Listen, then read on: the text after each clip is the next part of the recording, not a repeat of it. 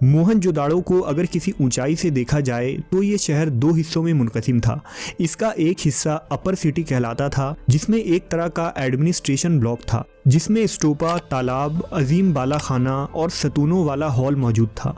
और शहर का दूसरा हिस्सा निचला शहर कहलाता था, जो कारोबारी इलाका था और यहाँ मकानें, दुकानें और गोदाम वगैरह मौजूद थे। तारीख बताती है कि सिंध का ये अजीम शहर पूरे 1000 बरस तक बड़ी शान शौकत और आन बान से जिंदा रहा। मोहनजोदाड़ो के गलियों का एक जैसी तर्ज तामीर, मियारी साइज़ की ईंटों का इस्तेमाल, गोदाम और नाली नकासी वगैरह का बेहतर इंतज़ाम इस शहर को उस ज़माने के एतबार से एक जदीद शहर साबित करती है।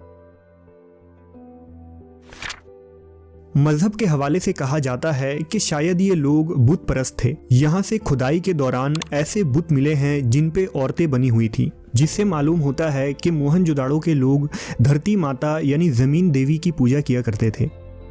माहरीन के मुताबिक ये तहजीब अपने वक्त की पढ़ी लिखी कौम थी। मोहनजोदाड़ो से मिलने वाली मोहरों पर जानवरों के अशकाल के अलावा नामालूम ज़बान में चंद चीज़ें भी लिखी हैं, जिनको आज तक कोई भी पढ़ ना सका, और ख्याल किया जाता है कि शायद उन जुमलों को आइंदा भी कोई पढ़ ना सकेगा। जहाँ कुरान मजीद में एक तरफ आदो सुमूद, बनी इसराइल, अहले रोम और अहले फारिस जैसे बड़े अक़वाम का जिक्र है, तो वहीं ऐन मुमकिन हो कि वादी सिंध की इस बेमिसाल और अजीम कौम का भी जिक्र कुरान मजीद में मौजूद हो, जो दुनिया के कदीम तरीन तहजीब में सर फहरिस्त है।